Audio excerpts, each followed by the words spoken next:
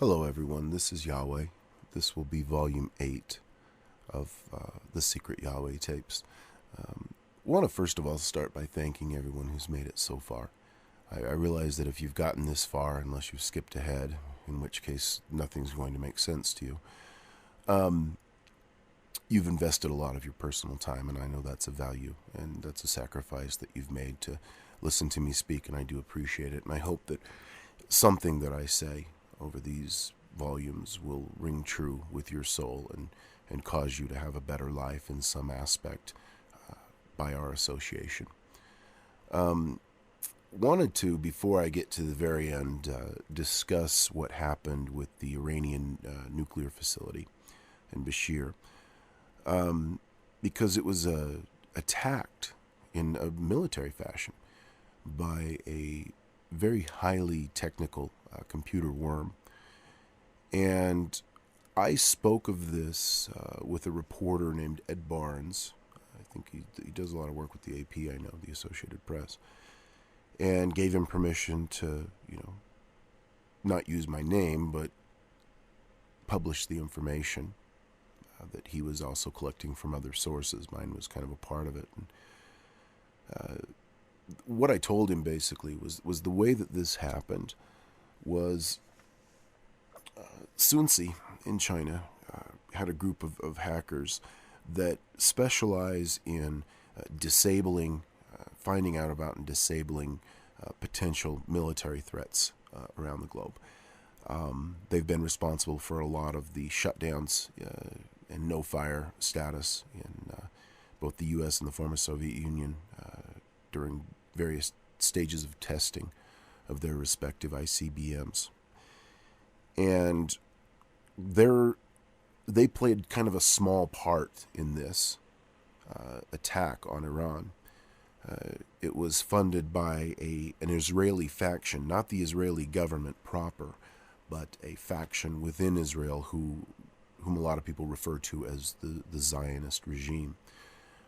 I don't support that, having spent many years as an integral part of the culture of Judaism.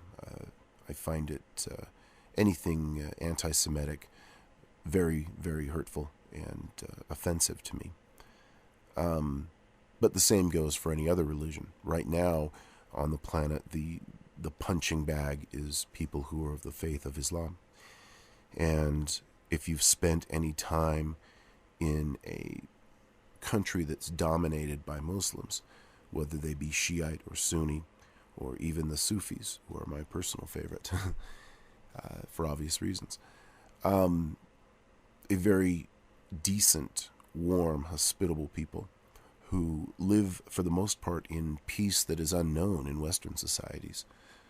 The mission, basically, the idea behind all of this was to infiltrate a highly advanced, very securely guarded enemy headquarters. The idea put forth to those that worked on it was that these people were not bad scientists. They're computer scientists and physicists, and just like you, respected academics, but they're working for madmen, and we need to liberate them from that relationship. And that was what gave the motivation to the different teams that worked on this later to be called Stuxnet virus. Because everything in operations this large has to be compartmentalized. You cannot have anyone but the highest echelons of power knowing every piece of the equation. It becomes too risky. That's where a lot of your conspiracy theories, I notice, get stopped, is because of the compartmentalization. The one hand not knowing what the other is doing, or working towards the same goal but having different stated goals. The intelligence agencies and computer security companies and the nuclear industry have been trying to analyze what happened since it was discovered in June of 2010 by a Belarus-based company that was doing business in Iran. And what they've all found is that it's basically in the field of cybersecurity and cyber terrorism, cyber warfare. It's a game changer. The construction of the worm itself is very advanced. It's undetectable, basically, which has been done before, having them undetectable, but this is different because the target seemed impenetrable at first. It lay under several stories of different underground facilities, and it was not connected in any way to the World Wide Web. And what that meant is the Iranian nuclear facility was running in what they would call an air gap. I'm having a difficult time speaking. It's been a long day. An air gap security system, meaning it has no connections to the web. It makes it secure theoretically from outside penetration, but all these pieces of equipment in there obviously run on high-tech computers. And Stuxnet was sent in. What they would do is, the idea was the worm would be written, and they would, because people will take work home with them on flash drives, little thumb drives. You plug into the computer. Prince and Vince have, looks like, thousands of them on their respective desks. I don't know how they keep them all categorized. But they would take this home, and those computers were vulnerable to the World Wide Web, the computers at their home that were hooked up to a regular ISP. And when they would put the flash drive in to transfer the data that they were working on back and forth respectively, this little worm would be attached.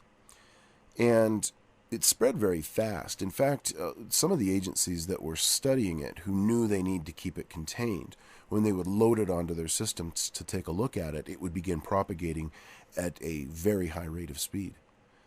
So this is a very advanced little piece of code. It's not something that your average hacker could come up with.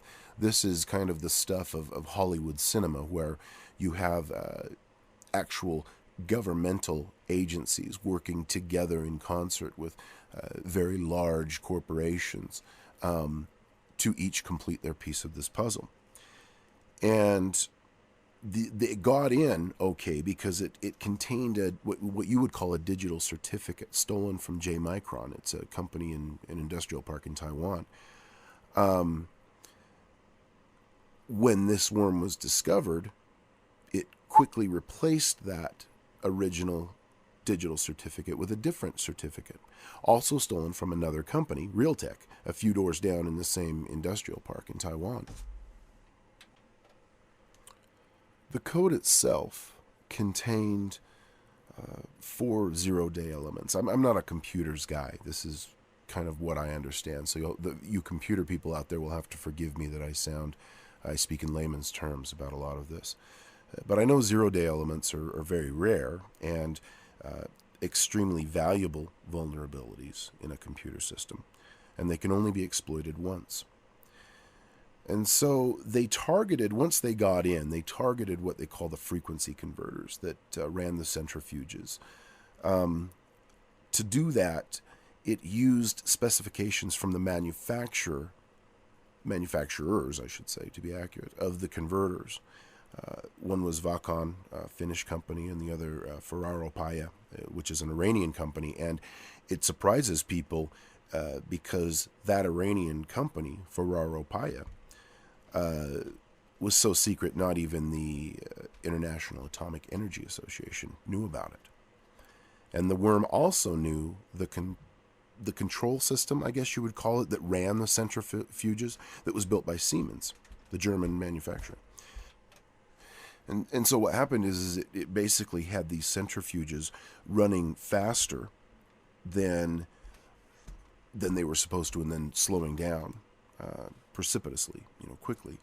And this damaged the converter, the centrifuges, and the bearings that are in there, and corrupted the actual uranium that's in the tubes being processed. It was giving false readings. And what the worm was designed to do was to damage the equipment without letting the scientists monitoring, what they were monitoring showed normal operating parameters. I hope I'm saying all these terms correctly. They were basically looking at lights on a screen that said everything's hunky-dory, but in reality, the worm was causing these centrifuges to spin at unsafe speeds, and so not only did it damage the equipment, but all the uranium produced in that time was rendered basically useless. Now, I know that the worms reported back to 2 servers that had been run by intelligence agencies, one in Denmark, one in Malaysia. The servers monitored the worms, and they were immediately shut down once the worm had been infiltrated, or worm had been discovered. Its infiltration had been discovered. They're never going to find those servers. They were removed as soon as they caught wind of anything happened. In fact, one of the guys that had found out about this, because computer companies around the globe and companies that specialize in making large computer systems and equipment for nuclear facilities wanted to find out how this could have happened. And a guy got some information, got a copy of the virus, so to speak, and started looking at it and sent emails out to a bunch of people. And for a day, this guy's computer didn't work. They had hacked into the ISP and removed the email and caused these people to be unable to communicate until that copy that he was working on could have been removed. The information that he had could be dealt with. And it's something really, I think, that no hacker could have done. This had to be done by people who, several different organizations had to play a part in this. The individual, I guess, that had originally taken the virus and planted it on the original desktop of the Iranian scientist, I don't think that individual is alive anymore. I had nothing to do with this. And you folks in Iran, I don't want the Basij coming after me. I had nothing to do with this. I know about it, but what I know is common knowledge in the CIA and I would assume their respective counterparts around the globe. What's happened since, though, is that Iran, in kind of an effort to stamp out any possibility of this happening again, has really been on a witch hunt within its community of nuclear scientists who, up until then, had enjoyed a very good life. Executed some are in prison. And that set them back as well. So it was an effective means to an end. But what this has done is this has started a new age of warfare on this planet. For years, people who have had close dealings with who you would typically call in the West radical Islamists have said that one of their stated goals is to bring down the Western banking system because they feel it's corrupt. And one of the tenets of Islam goes into not charging interest through which these companies are funded. That's how they make their millions and billions and gazillions of dollars. Is gazillions an actual word? Vince says it all the time. So this is it's potentially catastrophic to the West, to the globe, in fact, because these types of computer systems that have always been operating in this, they felt safe having them in this air gap environment where they were not connected at all to the outside World Wide Web. So that even if something was put on it, it couldn't be monitored, it couldn't be given commands and send back information. This was such a complex virus that, or worm, I guess is the technical term, that it scared a lot of people within the cybersecurity community because they know just how tenuous the situation right now around the globe is. When the U.S. Federal Reserve did I believe in America they call it a stimulus or something similar to that word, when they basically printed a bunch of money, bought up a bunch of bad debts, and gave banks a bunch of really low interest rate loans,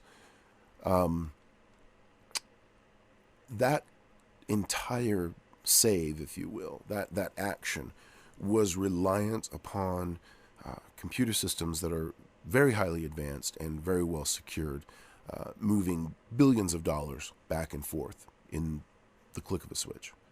Click of a mouse, I guess would be the now term. And it scared a lot of people because the idea, not that someone was going to come in and try to steal money.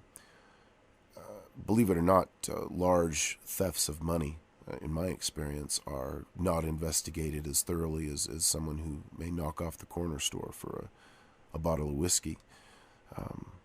It's just numbers on a computer screen to some of these folks, and the process through which they have to go to disclose information.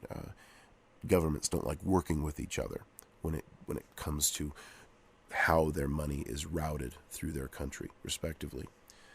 What they were worried about was basically that this worm could send back information if it was placed on one of these systems that the Federal Reserve has in America, and send back information that would then be made public, showing where this money went and some of the terms under which it was lent, and that would cause public outcry in the U.S. if they find out that their stimulus that was supposed to save their country really went to bail out several European countries. I say companies as well because a lot of what went out the door was subsidiary branches of banks all around the world. So the money went everywhere. And there's a group called WikiLeaks. Julian Assange, he's an Australian guy that lives in Sweden, I guess. He's been in the news a lot lately, and he's going to release some U.S. cables that I think will probably cause a lot of hoopla. But for years, he's been going around and sending people. I've got one of them, although because I'm not a computer guy, I don't know that I would ever be able to do anything with it. But he sends around these files to different reporters and people that I guess he trusts. And the idea being that this information, whatever it is some get-out-of-jail-free card or Trump card that he has. And by supplying somehow the password to de-encrypt this file, we would be given access to what I've been told is information on some of the very large banking institutions around the globe and some of their internal memorandum and practices that they would not want to be made public. And the idea that these things may actually exist beyond the control of the respective governments and corporations who actually funded a lot of the research to get these types of computer experts schooled and working with them, makes people very nervous. People who work on computers are able to work from basically right now anywhere around the planet.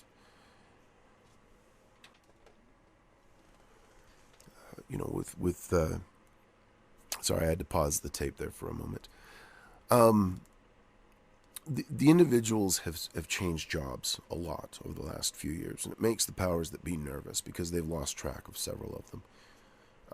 This married to the issue that came out of the fall of the Soviet Union in the late 80s and during the 90s, their nuclear technicians who had, by all accounts, enjoyed a very good life. I knew many of them personally. During the Soviet era, now were just like everybody else, trying to make their way in a new capitalist society. And money is a temptation to most humans. Very few humans that I have met are not tempted by money. Prince has given me the evil eye here. We've had several conversations about this. He's, one little side note here. Vince, the one I call my cousin, whose real name is John, is a pretty good musician and has had opportunities to, I don't want to say be famous, I don't know if that's really what you want, but become a signed artist. And Prince has spoken very eloquently, but very firmly against him doing that. He went through some issues by his whole name change thing. Do you guys know the story of Prince's name change? I'm going to tell that because that's 30 seconds. Prince changed his name after signing a very large contract with Warner Brothers to an unpronounceable symbol. Warner Brothers was given the respective, how many songs, how many albums were left on that contract. They were given those songs, and Prince walked away and said, I will, during the term of the contract, not go by the name Prince, with whom you have a contractual agreement. I will go by this symbol. And I know even to this day he hates people saying TAFCAP, the acronym for artist formerly known as Prince. But it was an ingenious move that not many people understood, and it cost my friend a lot of money. And Prince is a very wealthy man who is very generous with both his time, his talent. He's very generous with his money. And he's told Vince on several occasions, because Vince doesn't want to be in a position where he's getting a lot of attention. It's just not his personality. Those of you who really know John know that he's just not a glory hound. I'm very glad that you've chosen that route, because you've never been corrupted by money. I can honestly say I think John is one of the few humans I know who honestly doesn't care about being rich. Sure, he likes to have a roof over his head and food on the table. He has a wife and 3 beautiful children. But he's never been the type of person who's motivated by money. And because of that, he has hundreds of songs that are his. They're no one else's. He chooses a lot of times to give them away, let people share them. But he doesn't want them owned by any faceless corporation that may then later sell them to somebody with whom he would not want to be conducting business, which was what happened to Prince and Warner Brothers. And it's nice of you to share your experience with so many people. I know it helped out Lenny Kravitz a lot. He's a musician that I have met a couple of times. A very interesting man, very quiet and reserved. It's fun being here at Paisley Park, because this morning when we awoke, we had a breakfast of fruit and juices, as is customary at Prince's house. And then afterwards, we went into a room that had, I can only imagine, every instrument I could think of. John was like a kid in a candy store, Vince. They had a lot of fun. Conspicuously missing, of course, was the tuba, which Prince professes to dislike. But we jammed for a while, and I've always really enjoyed playing drums. I first learned, I guess, the reason why humans are so attracted to drums I guess it would probably be about 300 or 400 BCE in your time. I was in India, or what is now India, and was part of a ceremony that was something to do with the Yeti. I've heard people refer to it as an abominable snowman. It's kind of the Himalayan equivalent of Bigfoot in the Pacific Northwest, or the Chupacabra down south. And we saw the creature after the drums were played. It was a song that was probably in length. I always have to, with time, I always have to pause and put that into equivalent time for me. It's very hard for me not to feel like this is all just rushing by, and try to slow down to human pace and explain what I'm trying to explain. But these animals are, I don't want to call them people, because I didn't get the sense from this being that he really was a sentient being, but certainly alive and real.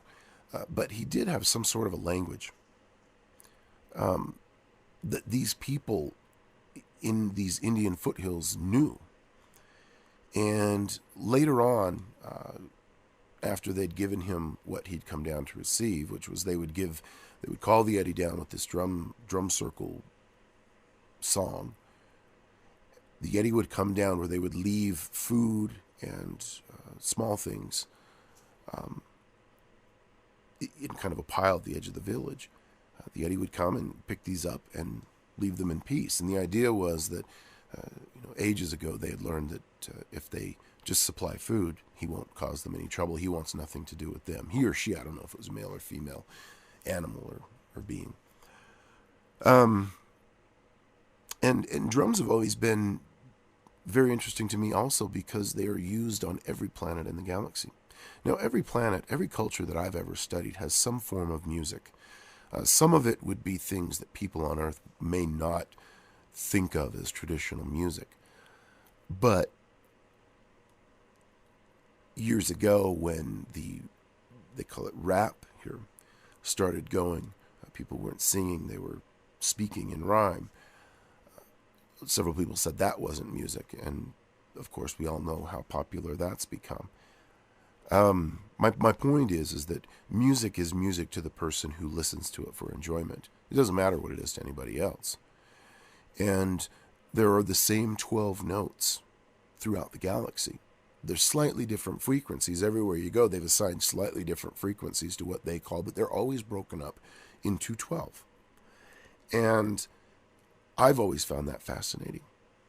Now, different cultures use different what you would call scales in music, some of which would sound very atonal, very difficult to listen to. It would not be pleasant to most humans. But the drums, the rhythm, the beat part is universal in nature.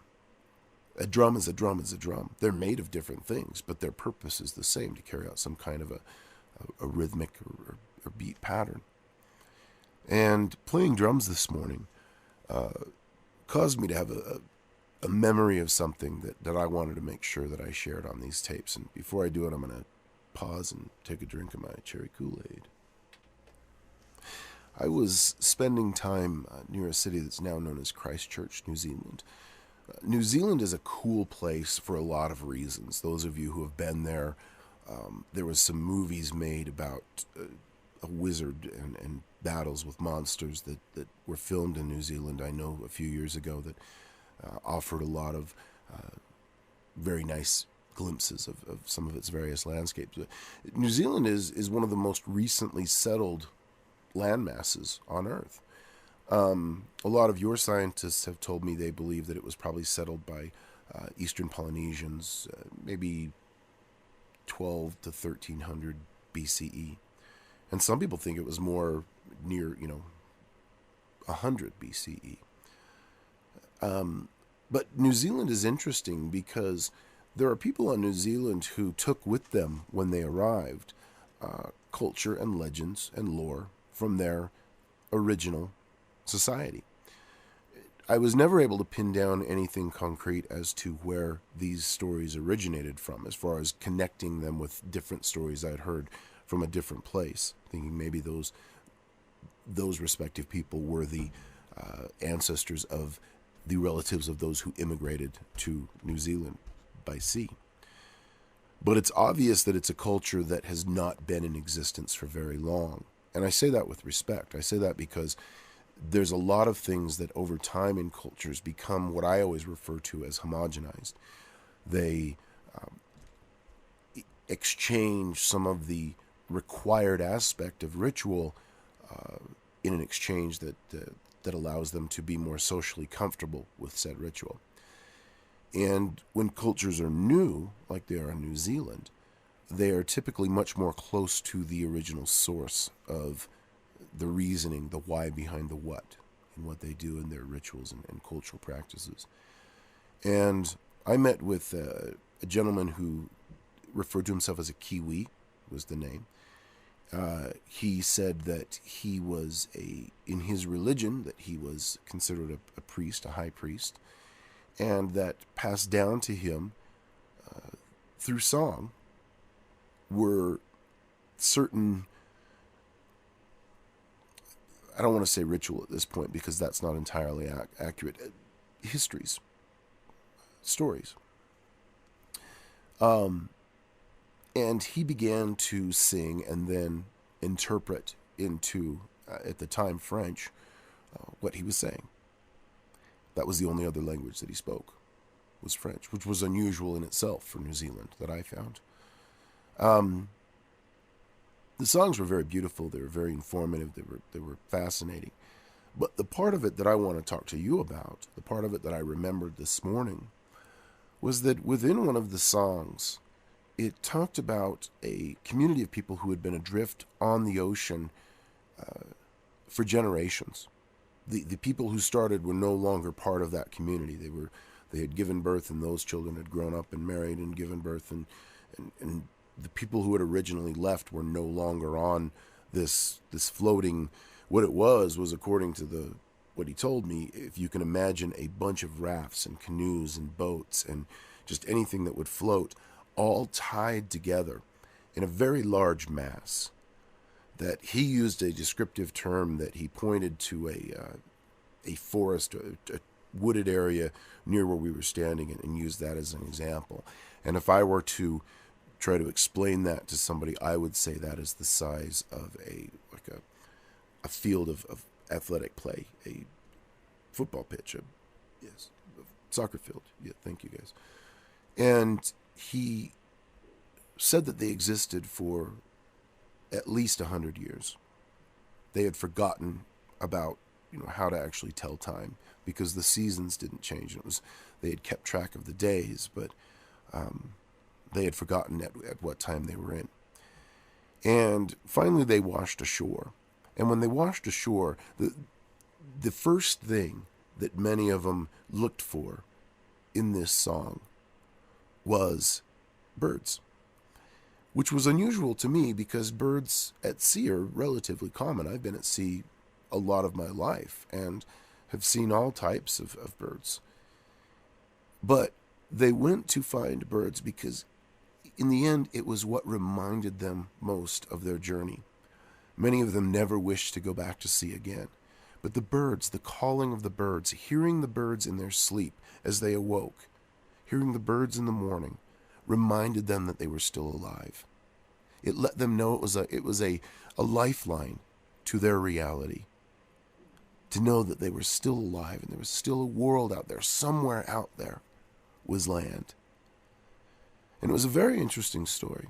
And there were very beautiful songs. And I asked him why he hadn't written a book or why he hadn't shared this with the common peoples of Earth. And it was very interesting. He said, I have no desire to make money from this, but neither do I have the desire to do it for free. And I certainly don't have the desire to see anyone else be financially compensated for the stories of my people. They are for us. They are not for anyone else. Other people are welcome to hear them. But by trying to market them or bundle them together and sell them, he thought that he was almost committing a sin. And he didn't want anybody else to do it either. And that really rang true with me.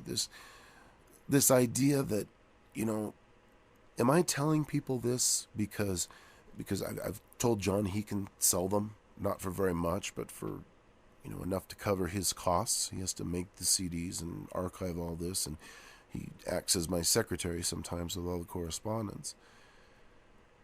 Am I committing a sin in doing this? And it's something that I don't have an answer for right now. It's something that I'm mulling over. I hope that the people, if you have paid to hear this, have found some value in the words that I say. I know that some of what I talk about is very difficult to accept as truth, because it's difficult to obtain any sort of proof or verification simply from someone's voice. And that's kind of why I wanted to do this. I tell myself, at least, that's what I'm telling myself right now. That's why I wanted to do this, is because I want to give enough. I want you to have access to enough of me explaining what I know and my message to make the determination for yourself if this is real or false. Now, I know that I speak the truth. I am someone who, by my nature, cannot lie.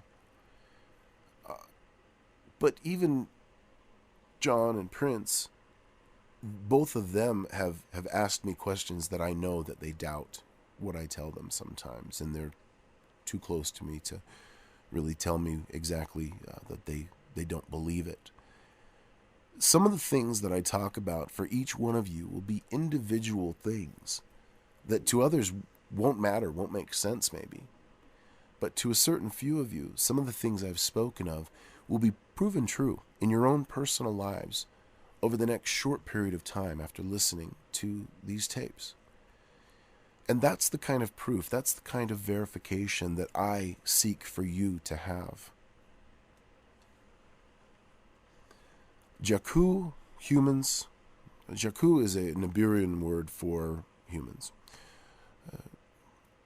The Jakku are part now of me, of Yahweh. They're part of me because I have spent so much time with the Jakku of Delta Soul, but also because I have felt that I've been able to do some good. And that, my friends, is the best feeling I think that you can have while conscious. That feeling of joy when you do something for someone who needed what you gave them or what you did for them. And you did it in such a selfless way that they felt such humble gratitude for it. Isn't that a great feeling? Isn't that a much better feeling than when something gnaws at you that, I should have helped out someone that I saw on the street today who looked like they could have used a little bit of change, or, the last part of the bagel I wasn't going to eat for breakfast that I instead threw in the garbage. The feeling you get from helping others was a key component of Yeshi's message when he was here, and a key component of what survived in your Bible, in Christian culture. All the different versions of the Bible that there are, and there are many, retain the component that your Jesus, my Yeshi, preached love for one another, assistance, charity. And we are coming now in America into what they would call the holiday season, the time of Christmas and Hanukkah. And it's so wondrous for me to see, as technology increases, the manner in which humans find to, do crazy things as well. But with technology, they find ways to help each other. I have been called in as a resource for many natural disasters. Some I've been able to assist with, some were outside the scope of my skill set. But one thing I've noticed is that those times of tragedy, of real chaos for your people,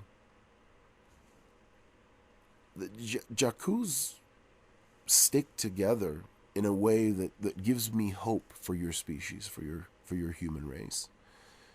Because, let me give you one example. After September 11th, I went to New York City. I went to see if there was anything that I could do. Not called by the U.S. government, to be clear. It's called by some individuals that I know who were very adversely affected by what happened that day to those and those around them.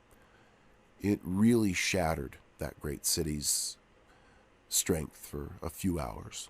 I think is all they would admit to it shattering. And then they were right back to being, some of the toughest people on the planet.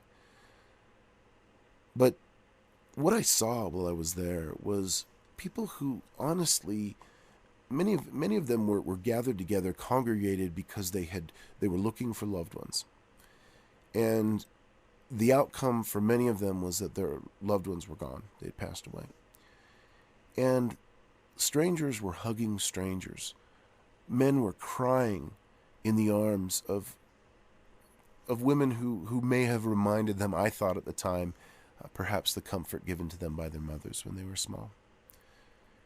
And the outpouring of generosity that was experienced during that time. I was a part of I think they call it a telethon, that your celebrities in America got on your television and spoke asking for people to donate money to your various aid organizations to assist those people who had been affected by what they were calling the attacks of September 11th. These people, some of whom I knew outside the scope of this event, this telethon that was being put together, were not people who would normally give of their time freely. It had a very profound effect on a lot of people. And since that time, with September 11th, there have been a lot of conspiracy theories thrown around. Some of the folks that I associate with are privy to knowledge about September 11th that I think has been neglected by the mainstream media. And further, I believe that some of that is intentional. Assigning blame for September 11th is not as easy as saying these 19 hijackers whose passports conveniently fell to the ground and were recovered by the crews there at Ground Zero conducted these attacks. It's also not very easy to say one group or organization conducted these attacks.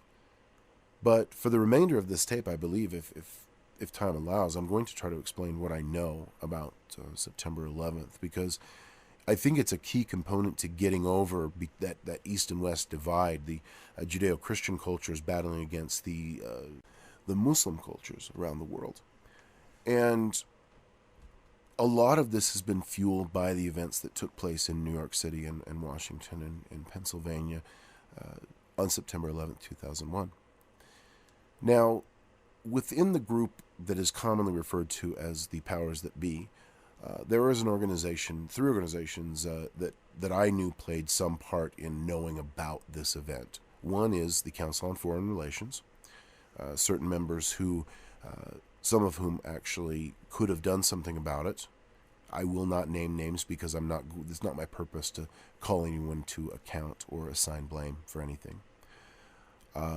There's a group called the Carlyle Group that I know certain members of that organization were privy to some of the information. And then there is another group that a lot of people associate with the Freemasons. In actuality, they have nothing to do with it. It's a group that the members are recruited by a fraternal organization at Yale University called Skull and Bones. A lot of your politicians in America, if you are listening to this in the United States, were members of this organization at one point or another. And this group goes on, they graduate their members from their respective universities. Yale's not the only place that it exists, it's just the one that's out in the common media. They graduate these individuals and place them in very high-ranking positions at corporations and in world governments around the globe. Their loyalties lie with the people with whom they have taken these oaths of brotherhood. They do it because most of them honestly believe that they know better than everybody else how to run your planet. I think that's honestly the easiest way that I can explain their ideology behind what they do, is that they honestly believe that they are doing something that everybody needs and nobody has the guts to do. And the idea behind September 11th was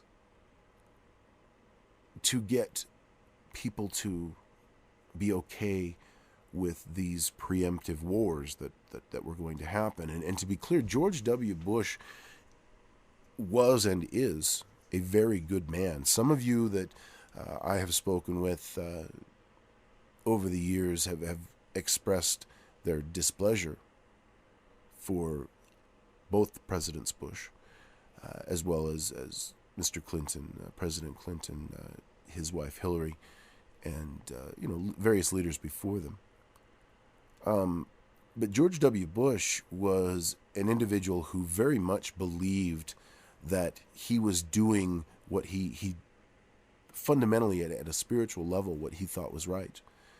And he unfortunately surrounded himself when he came into office with people who were from this fraternal organization that he had been a member of, whom he considered very trusted individuals, who had his ear and were able to influence his subsequent decisions. And as President Obama took office in the United States, a lot of people had this idea that he was going to somehow be able to change things. And a lot of people now tell me they feel that he has stumbled or he hasn't done enough. Some people think he's done too much in the opposite direction, or taking the country in the direction of socialist, communism. What I can tell you is that these men they weren't privy to any information about what was going to happen on that September morning. Certainly not Obama, but neither was George W. Bush. There was an individual within the Bush administration that I will not name, that because I don't want anything to happen to myself or Vince or Prince. And to be clear, I've been asked this a lot of times too, and I want to clarify. I don't worry about myself being killed by, people say, who are you running from? Why are you, all over the globe trying to live off the grid, so to speak? And I tell them I don't worry about myself. I worry because everywhere I go, I associate with people who are susceptible to nefarious retribution by some of these groups and organizations. There was one individual that really steered the ship during those months leading up to and shortly after September 11, 2001, who again did not know all the pieces of the puzzle, but knew enough to know that he was starting a intentional war, one that he had no idea what the outcome would be. They did this because they needed some way to get into Iraq to do, of all things, archaeological expeditions. So what happened was the planes that hit the World Trade Centers, the Pentagon, the one that crashed in Pennsylvania, the story that you've heard, both the official story as well as a lot of the conspiracy stories, is not really what happened. What happened was these planes took off and an opiate gas was released in the cabin and put everybody basically to sleep. They were taken control of by remote control, flown out, and crashed into the Atlantic. Other planes, and there were several more that were scheduled to perhaps take a part in the events of that day, were camouflaged or made up to look like commercial airliners. Even though a lot of people, you look at the initial reports versus what people now in retrospect remember, almost 10 years later, was that they didn't look like regular commercial airlines. The one that hit the Pentagon, a lot of people said looked like a missile. But what they were was modified aircraft, commercial aircraft. In several regards, they were modified to have a stronger infrastructure and carry explosives. Crashed into buildings and killed a lot of people. And I'm not going to get myself in trouble by saying that I knew any of this information firsthand and didn't do anything to stop it. And I'm not going to get myself in trouble by trying to assign blame to the United States government or any of their respective departments that handle or would handle potentially something like this. I found out in pieces as years went on. For years there had been rumblings of something big needing to happen in America. That was the term I always heard, was America needs a kick in the ass. That was the term people would say, because they become too complacent. And America is the only country that can really affect change on a global level. And they're sitting on their hands and they feel too safe. I would always argue, isn't that the end goal we all want, is for everybody to feel safe? But these attacks did a lot of damage, and in the end, I believe, did some good. And certainly not for the people who lost their family members. And by all this, I mean no disrespect. I sincerely don't want to say anything to upset or disrespect the memory of people who lost their lives, people who lost their husband, wife, their father, their mother, brother, sister on that day. I understand your loss. Your loved ones died a peaceful death. It would be I can honestly say they died in their sleep, which is how most humans, when I ask them, choose to go. If they say, if I could have one way to die, I would like to die in my sleep, basically not knowing what's happening. And it's very apt because you switch from dreaming to the next plane, or the previous plane to be more accurate in speaking. Most people don't know they're dead for quite a while in that regard. But this was done because they had to get a hold of a device that they believed was buried in the sands of Iraq, underneath the ruins of a city called Ur. And that's how I found out a lot of this was, I was later called in to, first of all, try to get the device to work. And secondly, I was called in because there was a lot of translating that needed to be done, and many of the languages, many of the scripts used in the, I guess you would call them instruction manuals, were in languages that I had a very in-depth understanding of. I've talked about this on other tapes, so I won't spend a lot of time on it here. But if they knew about this, it got me to thinking, if they knew about this and they were willing to stage this false flag attack and kill thousands of people and send a nation off to war that would bankrupt this nation. Make no mistake about it, ladies and gentlemen, the United States of America is bankrupt. It's printing money right now that cannot be backed. And as different lender nations and entities around the world begin to call those loans, it's going to be very difficult for America to maintain its high standard of living.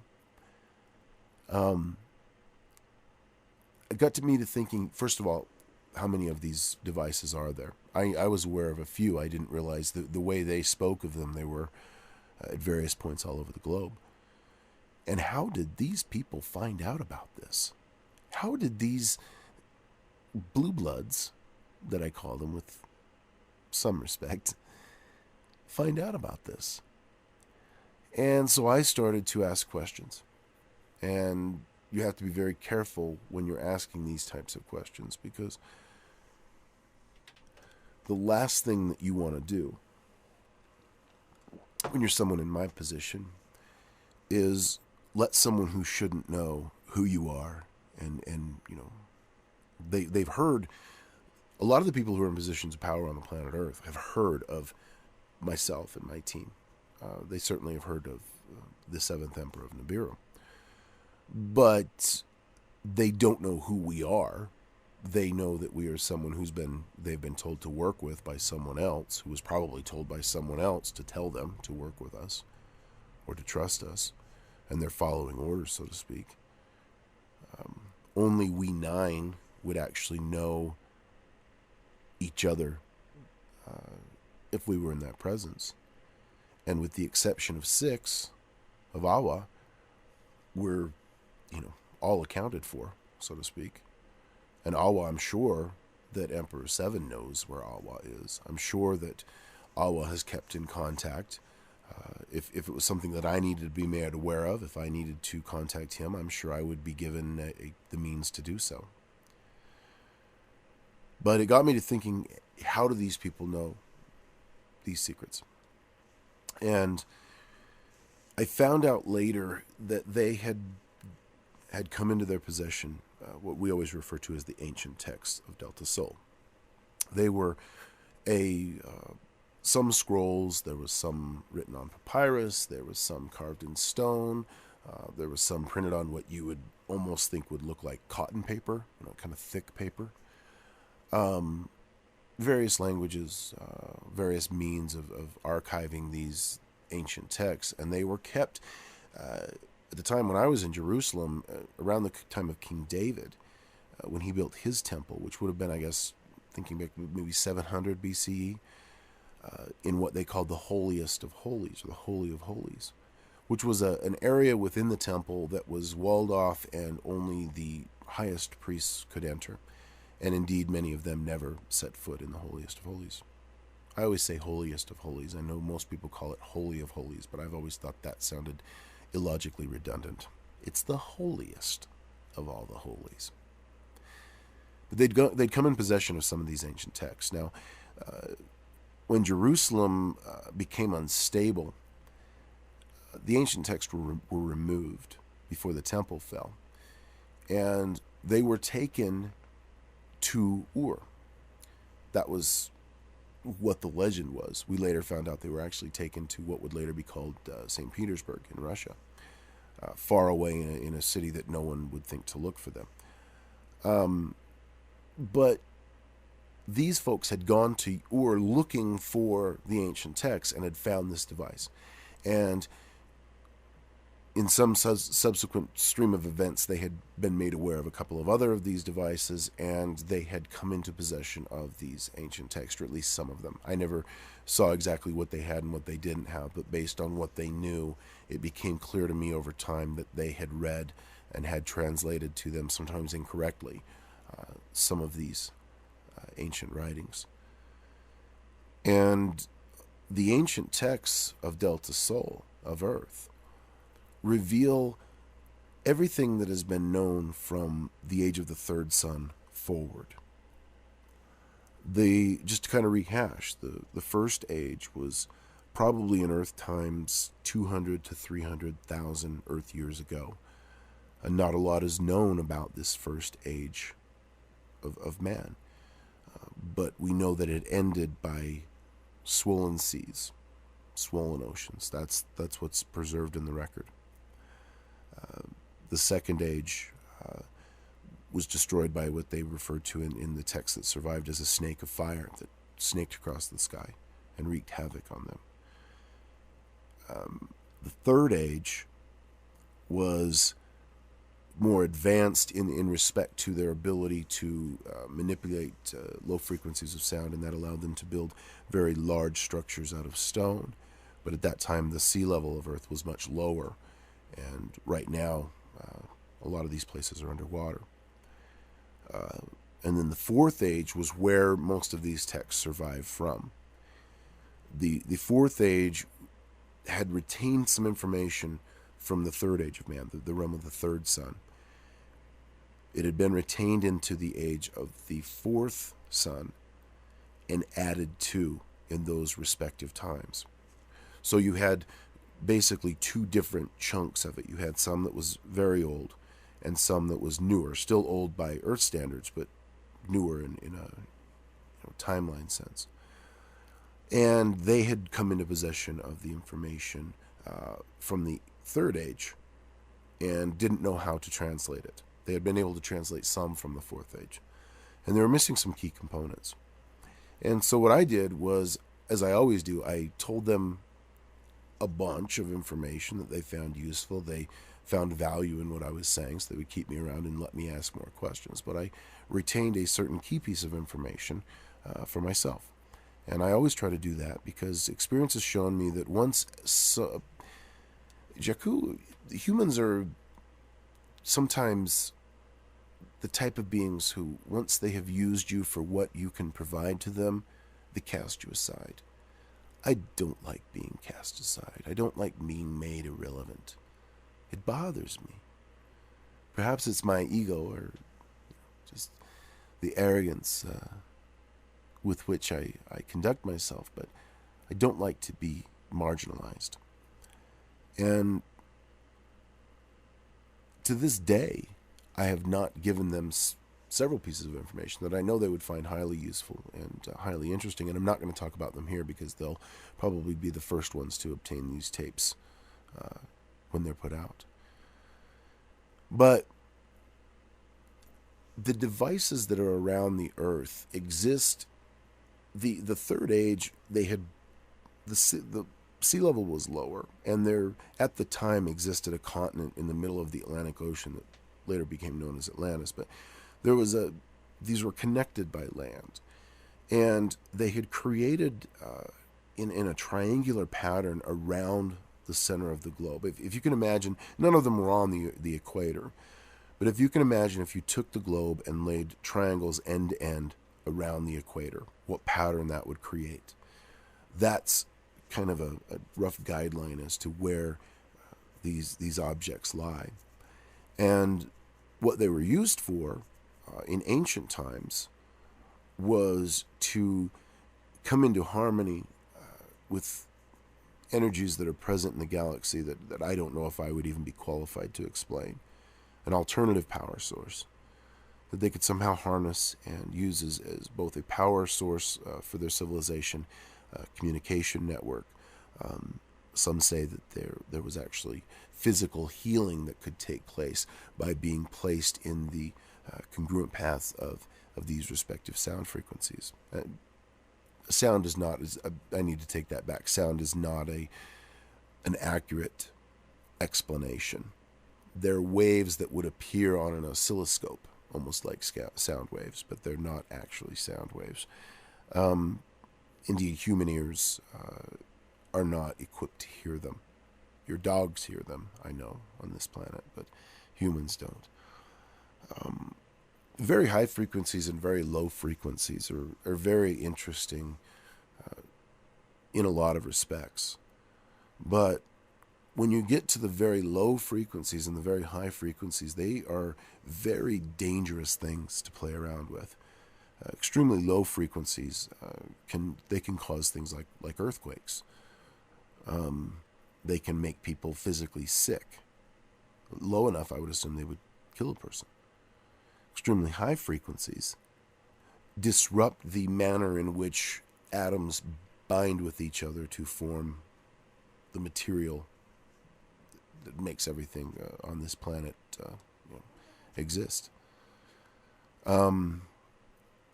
It's dangerous to mess around with these things because you can't hear them. You don't know, your species doesn't know what it's doing. It looks at scopes, at computer readouts of what's going on because your human senses are unable to detect these subtle differences. And because of what happened with Iran, with Stuxnet, with that computer virus that sent these centrifuges reeling and no one knew what was going on, I very much worry about the human race acquiring technology that it's incapable of managing with the senses that you would say God gave you. Your sight, your hearing, your smell, your touch. Because the moment you begin to rely on artificial intelligence, by its very definition, that artificial intelligence was created, there is code within it that can be manipulated and changed and used to cause that to be rendered an inaccurate way of measuring what's going on. I don't think that musicians in this regard are given enough credit. And I've said this before. Musicians are some of the people, especially I think drummers, and that may just be my personal bias, but very in tune with some of these frequencies that bounce around the galaxy. Very in tune with the feelings that they may feel come to them that they want to express in song. And those people are the ones that I see. It's very sad because right now a lot of people who use music or play music, did I say use music? I was going to say use music as a method to communicate, but even in this studio now, it's what you would consider state of the art, but everything is run by a computer. Recording technologies, recording sound, has been around for a long time on your planet.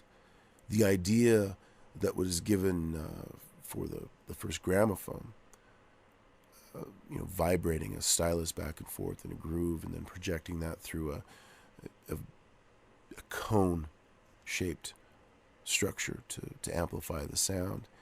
Those types of devices have been in existence in one form or another on your planet for several thousand years. Just like today, though, they're typically, people like them, they figure out a way to mass produce them and mass replicate them.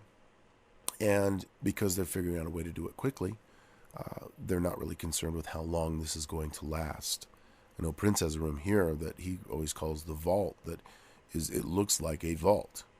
The world could end and this stuff would still be there. And he's got these tapes from the old days that it looks like a movie studio almost in there. And he's archived thousands and thousands of songs. And I always joke around to him, I hope somebody's got a tape player when the end of the world comes and you come out of your little bunker here. Or means to electricity. Because otherwise all this stuff is going to be completely useless. Except for the LPs, the vinyl, the records. Which could theoretically be discovered later on and played and heard by a generations from now. Interesting to think about. And it's important for children who show an aptitude towards music to be encouraged. Music in your culture, in the Western culture, is musicians are, some of them, quite wealthy. Some of them lead very enjoyable lives. But they're typically rewarded for their gimmicks, for the things they do, not necessarily for the music that they create. There are certain chord progressions in music that have been used throughout the centuries on this planet. I heard them, I distinctly remember hearing them when I got to Crete some 3,500 years ago. The same type scales, the same melodic progressions and harmonies that you may hear nowadays. None of those exist. I still hear people play things that sound similar to my ears, but those recordings from long ago no longer exist, at least not to my knowledge. It's a great way to communicate feeling and emotion, music, because music is the same no matter where you go. I can listen to music in a dozen different languages, and after the song is over, be able to have a general idea of maybe not the specifics of what the song was about, but the mood that song made me, the mood it put me in, the vibe that emanated off of it and attached itself to my soul. And those of you out there who don't play a musical instrument, I would very much encourage you to find something that you can play. Like me, maybe you find that drums, something where you don't have to pay attention to the notes. You just listen for the beat, play along. Maybe. Sorry, I had to stop, and they just told me I've got about 10 minutes left. I'll finish that thought up, though. If you can find an instrument to play, I don't care if it is a kazoo, or a mouth harp, or a grand piano, or hook something up to your computer that plays music. Try to find a way to express yourself musically, because what you will find is you will find a part of your soul speaking to you from deep within you that many of you may not have heard before, especially those of you who like music, who have favorite artists or favorite songs that you listen to and they seem like almost they were written for you. They speak about things that make sense to you and that are similar, that run in parallel with what you're experiencing in your respective lives. It's important at some point to be able to listen to what's inside of you. I've talked about it several times on these tapes.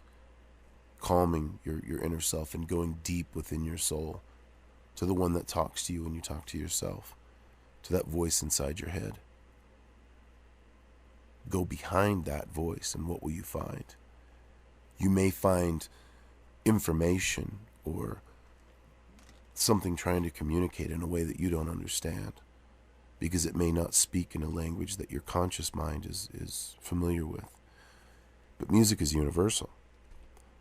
And you can, without being able to, you don't need to be able to play in front of people, you don't need to be able to sing or to write quote-unquote songs, but expressing yourself creatively with music and rhythm is a very therapeutic part of the process that cultures from the beginning of time, all throughout the galaxy, have used to bring themselves back to balance.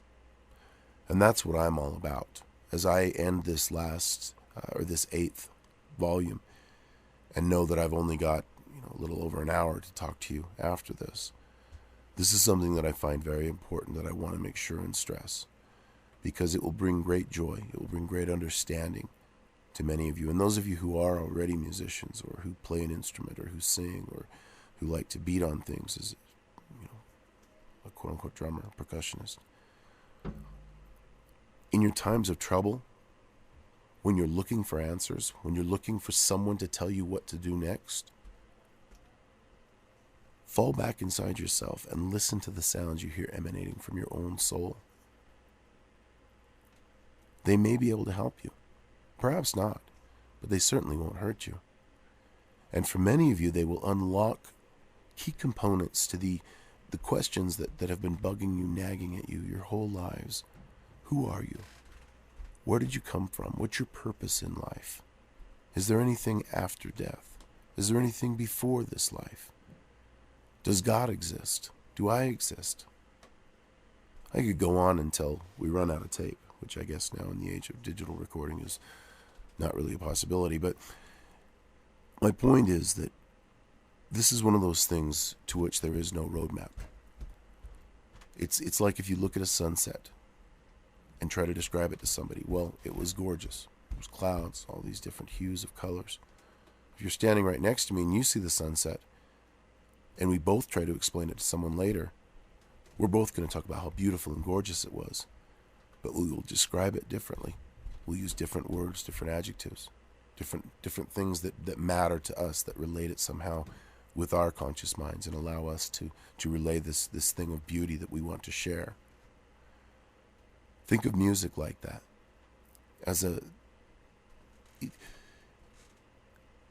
It doesn't need to be for anyone else. It only needs to work for you. You can choose to record it or not. A lot of people say they don't like to record when working on these types of exercises. They like to make music as an offering to the gods. It'll never be heard again. And I think that is a very valid way of taking that approach. Because it's something you should never be judged for what your inside, your heart of hearts, thinks and believes. Because no one else knows, no one, even those you're most close to, knows how your soul has come up with those positions, with those points of view, so to speak.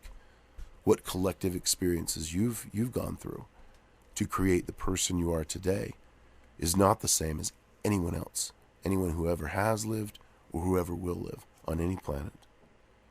You are unique, you're beautiful, you're perfect, just the way you are. You just haven't remembered it.